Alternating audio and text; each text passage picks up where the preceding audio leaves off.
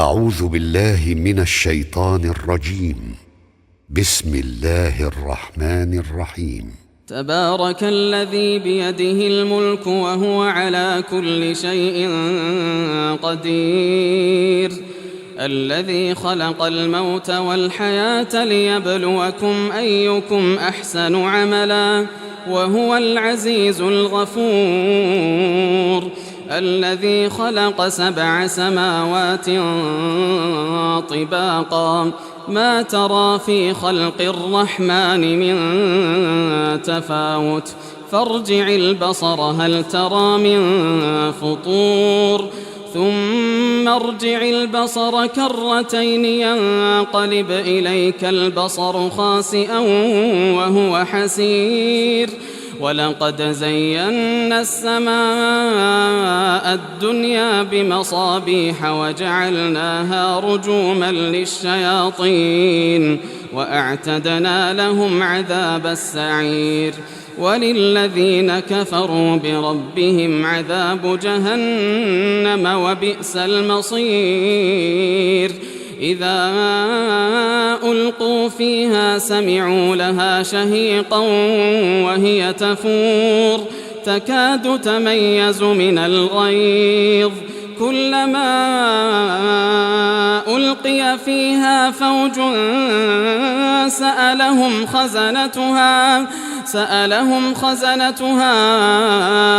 ألم يأتكم نذير؟ قالوا بلى قد جاءنا نذير فكذبنا وقلنا ما نزل الله من شيء إن أنتم إلا في ضلال كبير، وقالوا لو كنا نسمع أو نعقل ما كنا في أصحاب السعير، فاعترفوا بذنبهم فسحقا لأصحاب السعير. إن الذين يخشون ربهم بالغيب لهم مغفرة وأجر كبير، وأسروا قولكم أو اجهروا به إنه عليم بذات الصدور. ألا يعلم من خلق وهو اللطيف الخبير. هو الذي جعل لكم الأرض ذلولا فامشوا في مناكبها وكلوا من رزقه وإليه النشور. أأمنتم من في السماء أن يخسف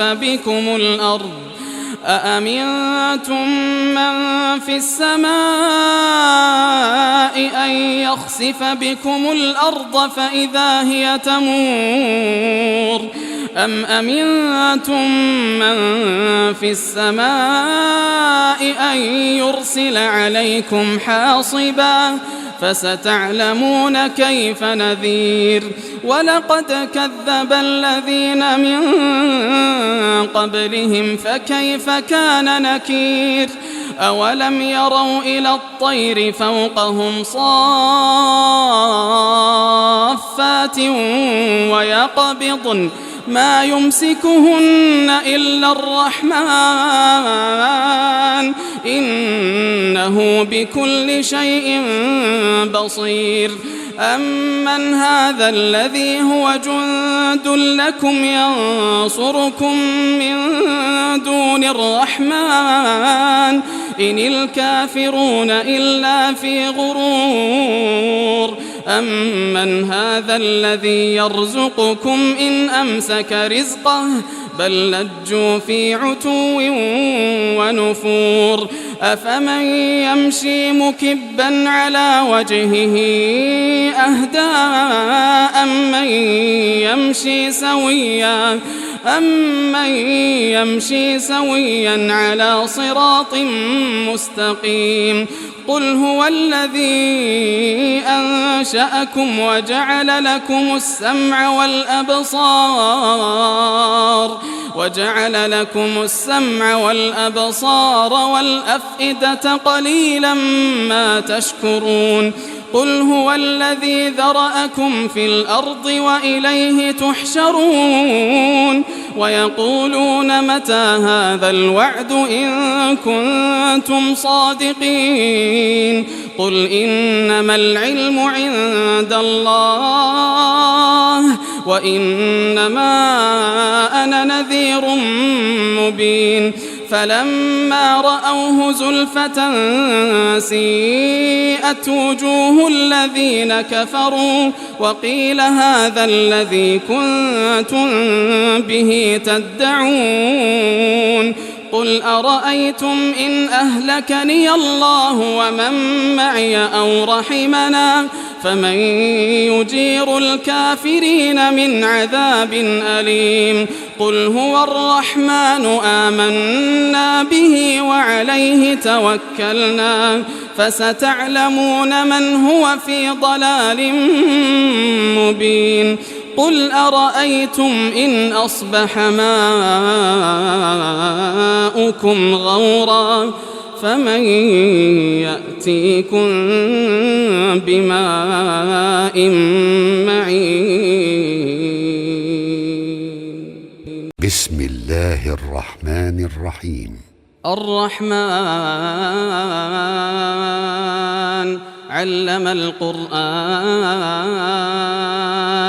خلق الإنسان علمه البيان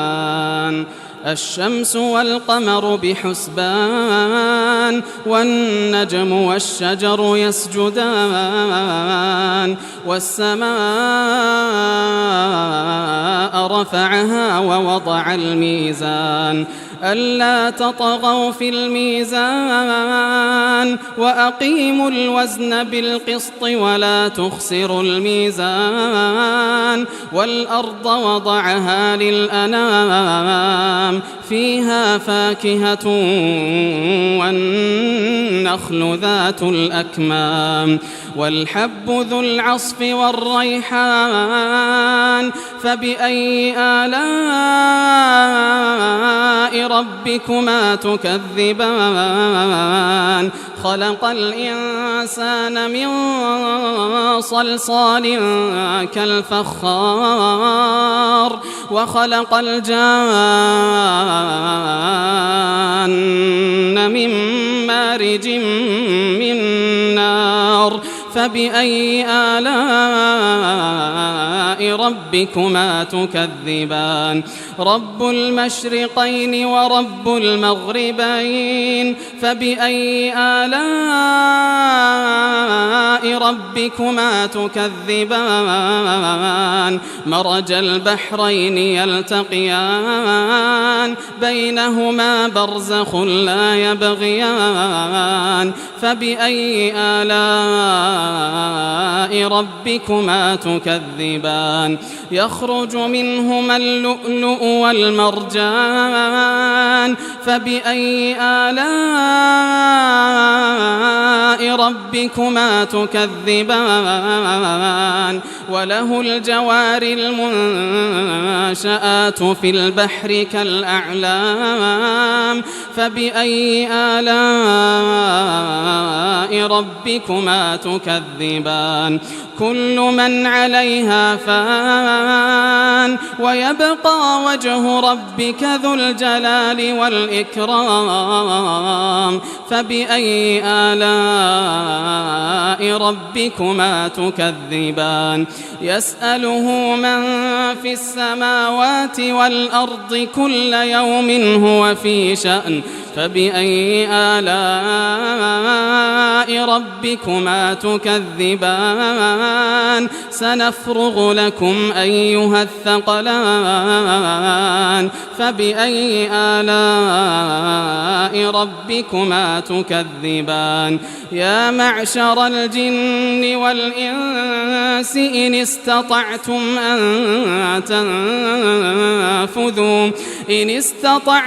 أن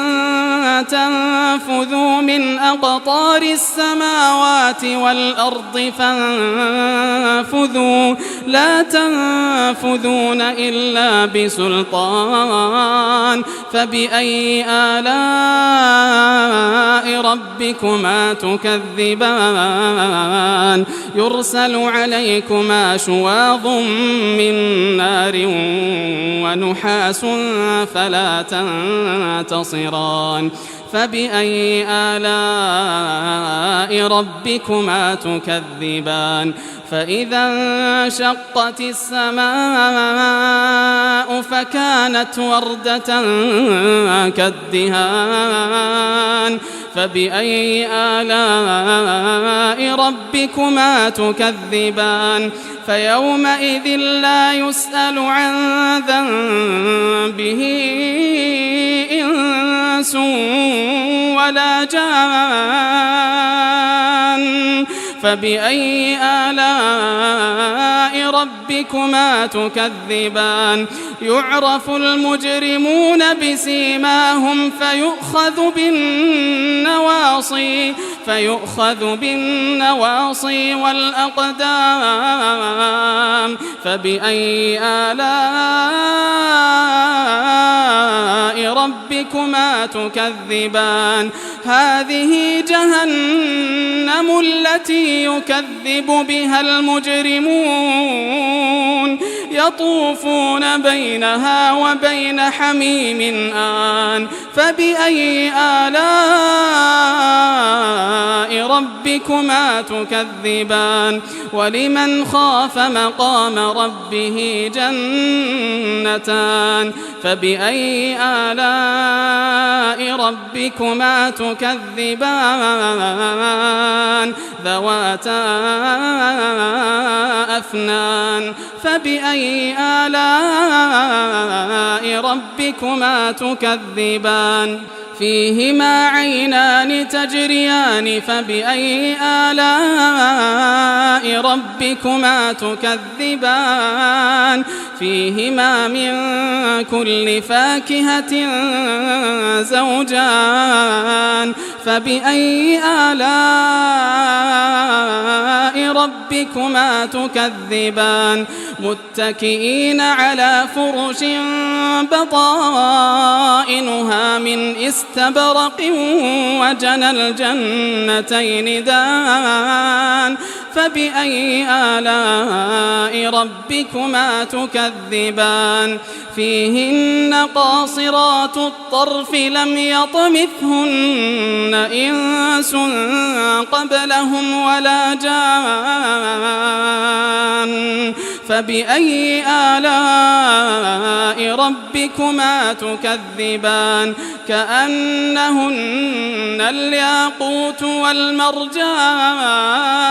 فبأي آلاء ربكما تكذبان هل جزاء الإحسان إلا الإحسان فبأي آلاء ربكما تكذبان ومن دونهما جنتان فبأي آلاء ربكما تكذبان مدهامتان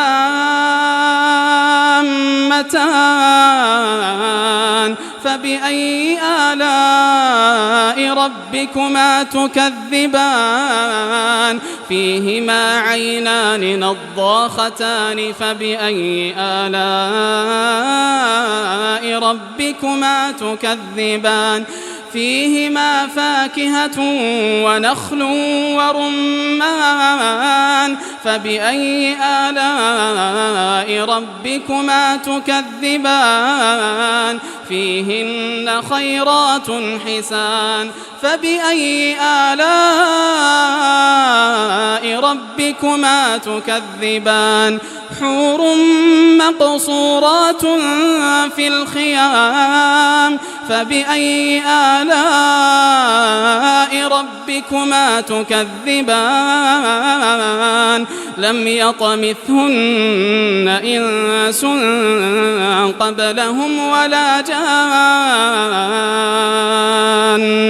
فبأي آلاء ربكما تكذبان متكئين على رفرف خضر وعبقري حسان فبأي آلاء ربكما تكذبان تبارك اسم ربك ذي الجلال والإكرام. بسم الله الرحمن الرحيم. إذا وقعت الواقعة ليس لوقعتها كاذبة خافضة رافعة إذا رجت الأرض رجا وبست الجبال بسا فكانت هباء منبثا وكنتم أزواجا ثلاثة فأصحاب الميمنة ما أصحاب الميمنة وأصحاب المشأمة ما أصحاب المشأمة والسابقون السابقون أولئك المقربون في جنات النعيم ثلة من الأولين وقليل من الآخرين على سرر موضونة متكئين عليها متقابلين يطوف عليهم ولدان مخلدون بأكواب وأباريق وكأس من معين لا يصدعون عنها ولا ينزفون وفاكهة مما يتخيرون ولحم طير مما يشتهون وحور عين كأمثال اللؤلؤ المكنون جزاء بما كانوا يعملون لا يسمعون فيها لغوا ولا تأثيما إلا قيلا سلاما سلاما وأصحاب اليمين ما أصحاب اليمين في سدر مخضود وطلح منضود وظل ممدود وماء مسكوب وفاكهة كثيرة لا مقطوعة ولا ممنوعة وفرش مرفوعة إنا أنشأناهن إن شاء فجعلناهن أبكارا عربا أترابا لأصحاب اليمين ثلة من الأولين وثلة من الآخرين وأصحاب الشمال ما أصحاب الشمال في سموم وحميم وظل من يحموم لا بارد ولا كريم إنهم كانوا قبل ذلك مترفين وكانوا يصرون على الحنث العظيم وكانوا يقولون أئذا متنا وكنا ترابا وعظاما أئنا لمبعوثون أو آباؤنا الأولون قل إن الأولين والآخرين لمجموعون إلى ميقات يوم معلوم ثم إنكم أيها الضالون المكذبون لآكلون من شجر من زقوم فمالئون منها البطون فشاربون عليه من الحميم فشاربون شرب الهيم هذا نزلهم يوم الدين نحن خلقناكم فلولا تصدقون أفرأيتم ما تمنون أأنتم تخلقونه أم نحن الخالقون نحن قدرنا بينكم الموت وما نحن بمسبوقين على أن نبدل أمثالكم وننشئكم فيما لا تعلمون ولقد علمتم النشأة الأولى فلولا تذكرون أفرأيتم ما تحرثون أأنتم تزرعونه أم نحن الزارعون لو نشاء لجعلناه حطاما فظلتم تفكهون إنا لمغرمون بل نحن محرومون أفرأيتم الماء الذي تشربون أأنتم أنزلتموه من المزن أم نحن المنزلون لو نشاء جعلناه أجاجا فلولا تشكرون أفرأيتم النار التي تورون أأنتم أنشأتم شجرتها أم نحن المنشئون نحن جعلناها تذكرة ومتاعا للمقوين فسبح باسم ربك العظيم فلا أقسم بمواقع النجوم وإنه لقسم لو تعلمون عظيم إنه لقرآن كريم في كتاب مكنون لا يمسه إلا المطهرون تنزيل من رب العالمين أفبهذا الحديث أنتم مدهنون وتجعلون رزقكم أنكم تكذبون فلولا إذا بلغت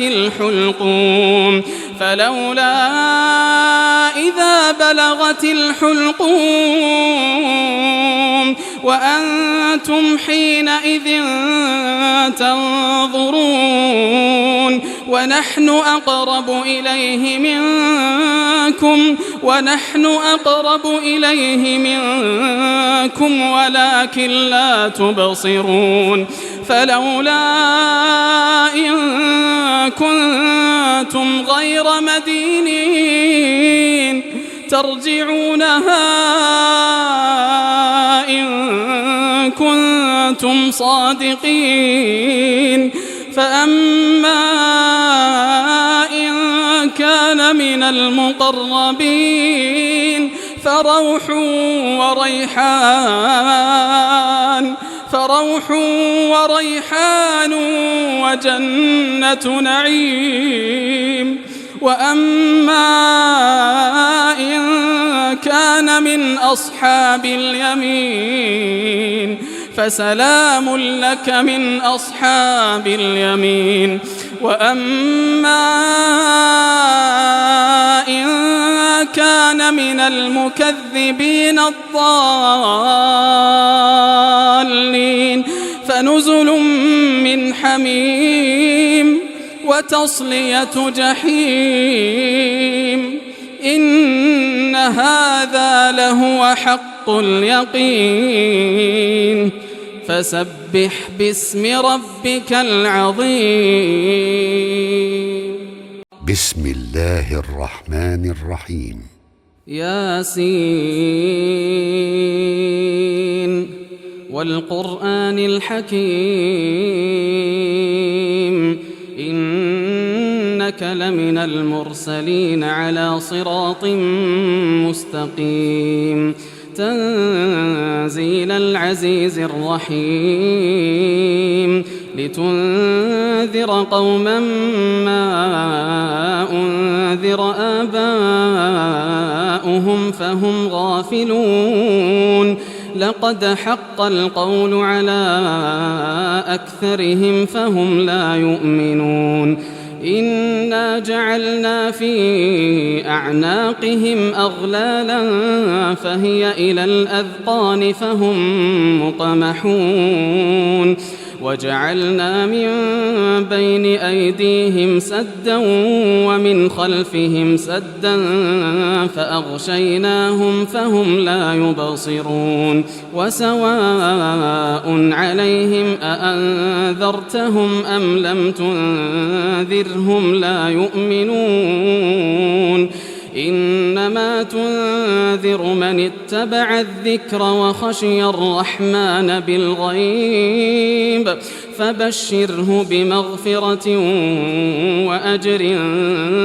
كريم إنا نحن نحيي الموتى ونكتب ما قدموا وآثارهم وكل شيء أحصيناه في إمام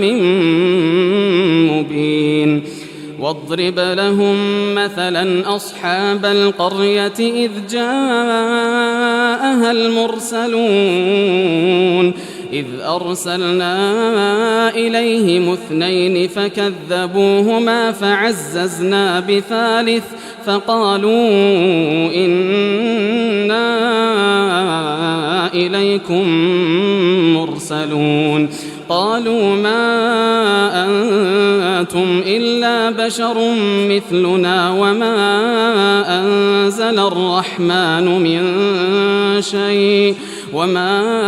أنزل الرحمن من شيء إن أنتم إلا تكذبون قالوا ربنا يعلم إنا إليكم لمرسلون وما علينا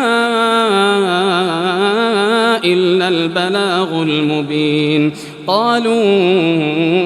إنا تطيرنا بكم لئن لم تنتهوا لنرجمنكم وليمسنكم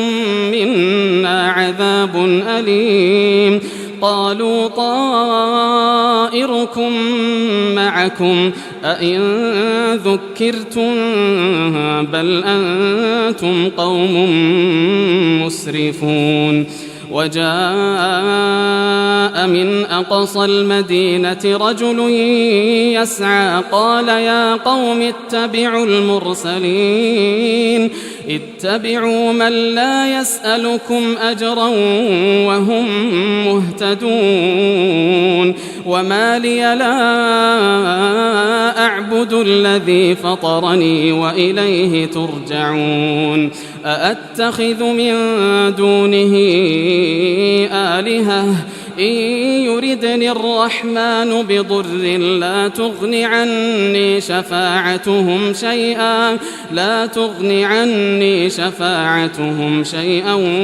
ولا ينقذون إني إذا لفي ضلال مبين إني آمنت بربكم فاسمعون قيل ادخل الجنة قال يا ليت قومي يعلمون بما غفر لي ربي وجعلني من المكرمين وما أنزلنا على قومه من بعده من جند من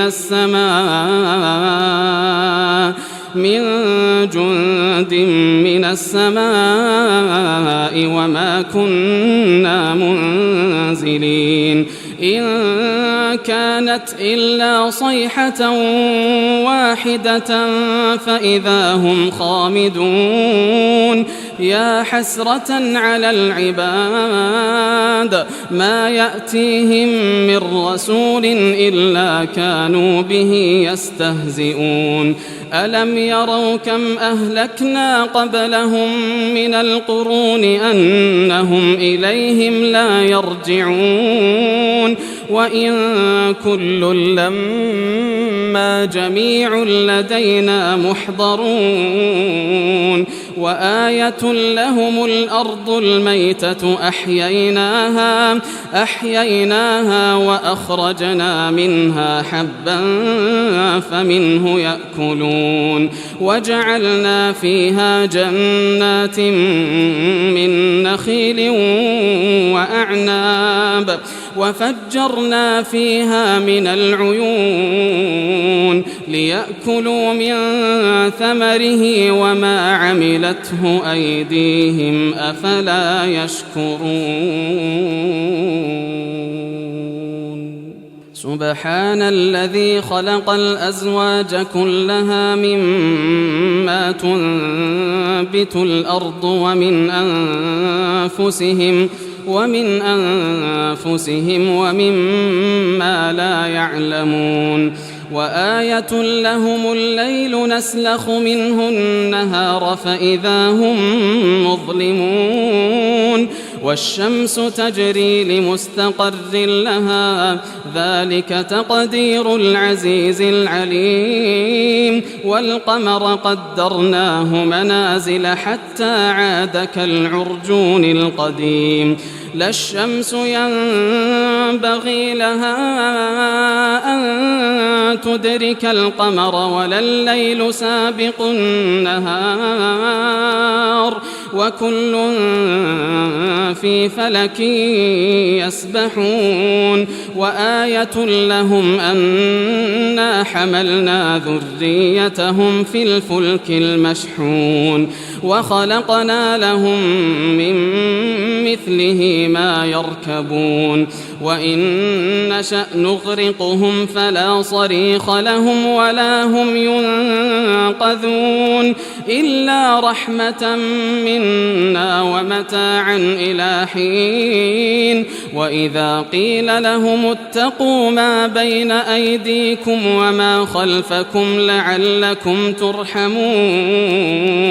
وما تأتيهم من آية من آيات ربهم إلا كانوا عنها معرضين وإذا قيل لهم أنفقوا مما رزقكم الله قال الذين كفروا للذين آمنوا أنطعم من لو يشاء الله أطعمه إن أنتم إلا في ضلال مبين ويقولون متى هذا الوعد إن كنتم صادقين ما ينظرون إلا صيحة واحدة تأخذهم وهم يخصمون فلا يستطيعون توصية ولا إلى أهلهم يرجعون ونفخ في الصور فإذا هم من الأجداث إلى ربهم ينسلون قالوا يا ويلنا من بعثنا من مرقدنا هذا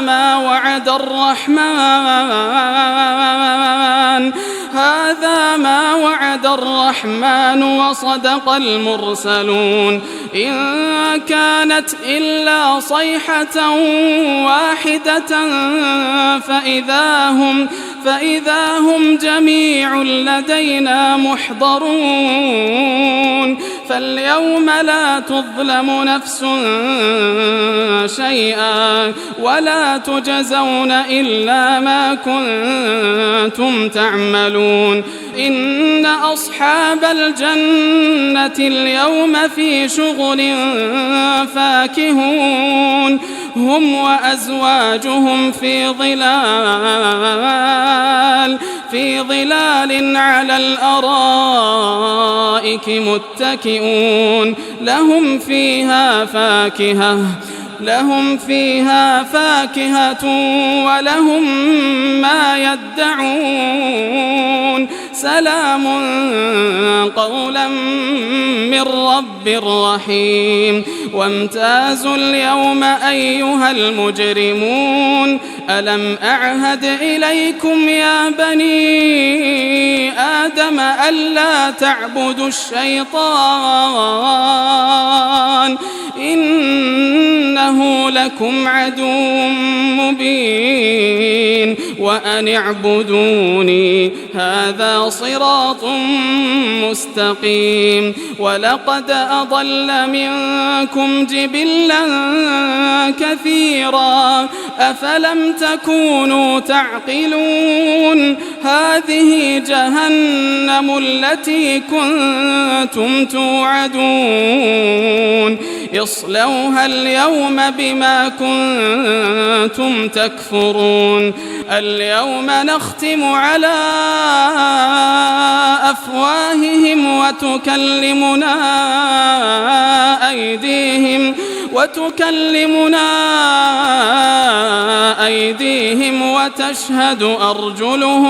وتشهد أرجلهم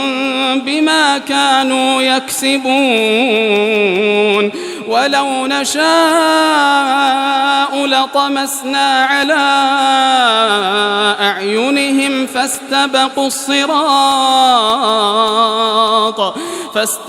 الصراط فأنى يبصرون ولو نشاء لمسخناهم على مكانتهم فما استطاعوا مضيا ولا يرجعون ومن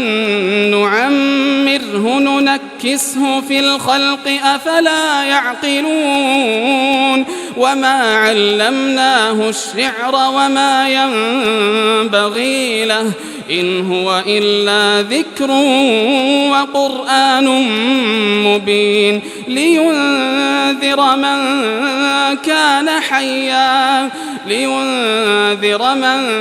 كان حيا ويحق القول على الكافرين أولم يروا أنا خلقنا لهم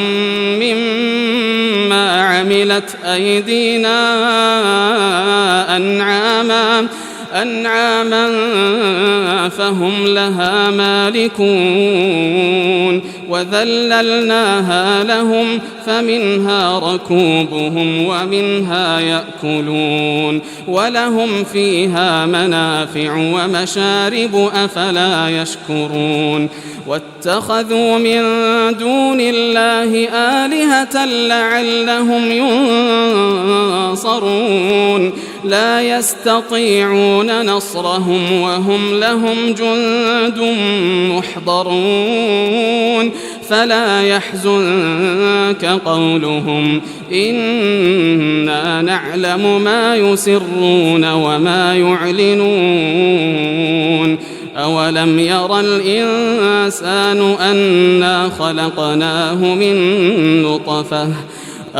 ير الإنسان أنا خلقناه من نطفة فإذا هو خصيم مبين وضرب لنا مثلا ونسي خلقه قال من يحيي العظام وهي رميم قل يحييها الذي أنشأها أول مرة وهو بكل خلق عليم الذي جعل لكم من الشجر الأخضر نارا فإذا أنتم منه توقدون أوليس الذي خلق السماوات والأرض بقادر على أن يخلق مثلهم بلى وهو الخلاق العليم إنما أمره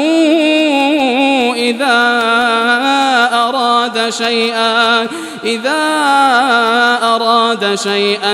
أن يقول له كن فيكون فسبحان الذي بيده ملكوت كل شيء وإليه ترجعون.